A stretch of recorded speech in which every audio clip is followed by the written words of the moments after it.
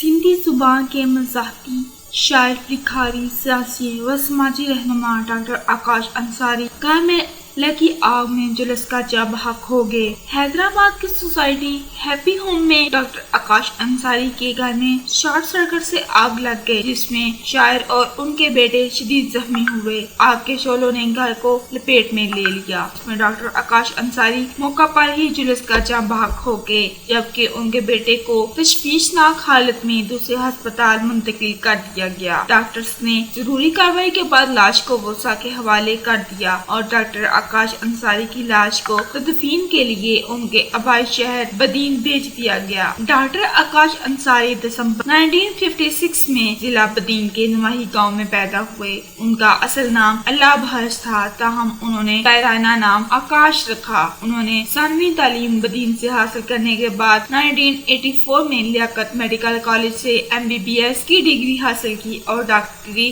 پیشے سے وابستہ ہو گئے۔ ڈاکٹر آکاش انصاری کی شاعری کی 2 کتابوں ادھورا ادھورا اور کیسے رہوں جلا وطن کا شمار سندھی ادب کے مشہور کتابوں میں ہوتا ہے۔ ان کا ترجمہ انگریزی سمیت دوسری زبانوں میں بھی ہوئے۔ ڈاکٹر آکاش انصاری کو مزاحمتی شاعری لکھنے پر شہرت حاصل ہوئی۔ انہوں نے ضیاء الحق حق کے دور میں بھی مزاحمتی شاعری لکھی، جبکہ وہ ہمیشہ وقت کے حکمرانوں کے خلاف مزاحمتی شاعری کرتے رہے۔ ڈاکٹر آکاش انصاری نے مزاحمتی شاعری میں عدالتی اور نظام انصاف کو بھی تنقید کا نشانہ بنایا، جبکہ ان کے رومانوی گانے بھی متعدد فنکاروں نے گائے اور ان کے گانے پر دور میں پسند کیے گئے۔ ڈاکٹر آکاش انصاری کے آگ میں جلس کا جاں بحق ہونے پر وزیر اعلیٰ سندھ، وزیر ثقافت سندھ سمیت سیاسی و ادبی شخصیات نے اظہار افسوس کرتے ہوئے ان کی مغفرت کی دعائیں کی۔ Report HTN Kharian.